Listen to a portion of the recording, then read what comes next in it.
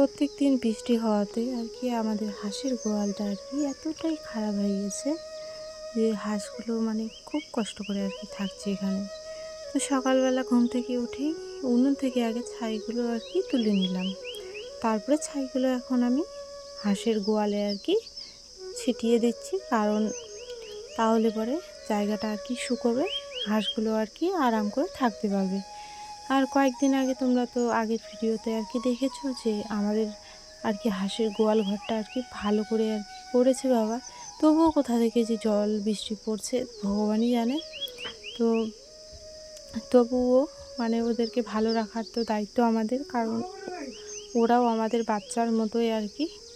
তো তার জন্য এই যে উনুন থেকে ছাই নিয়ে এসে আর কি পুরো আর কি তোমার গোয়াল ঘরটাতে আর কি ছিটিয়ে দিচ্ছি ছাইগুলো।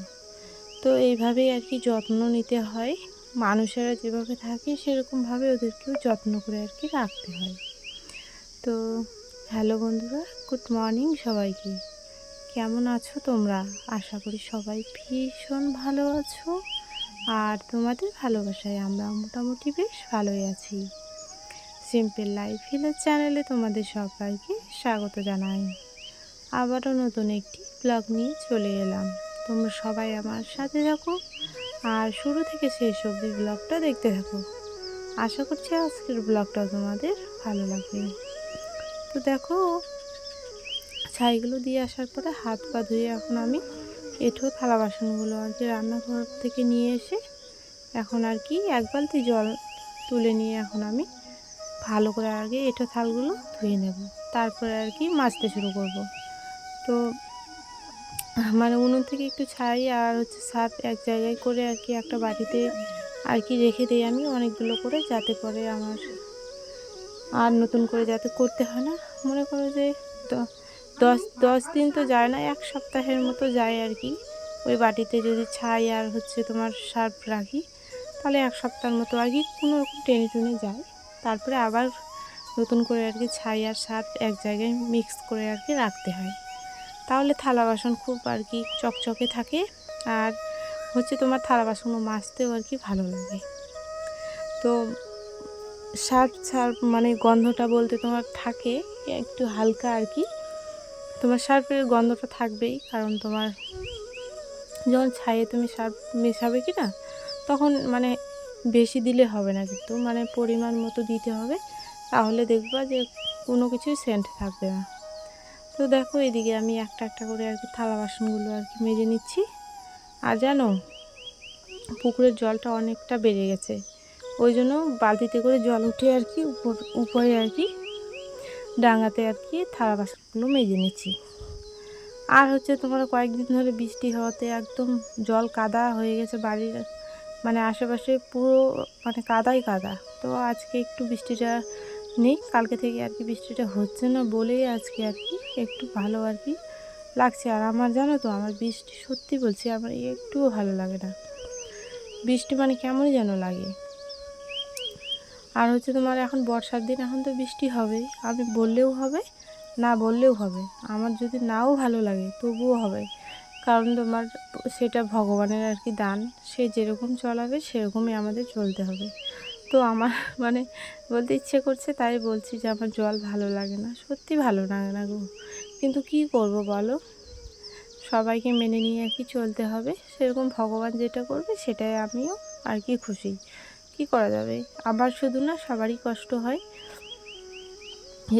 এদিকে তোমার ছাগল গরু মানুষ সবারই মানে বৃষ্টি হলে খুব কষ্ট হয়। আর এইবারে একটু বেশি জানো, বর্ষা না পড়তেই মনে করো যে 10-15 দিন ধরে বৃষ্টি হয়েই যাচ্ছে।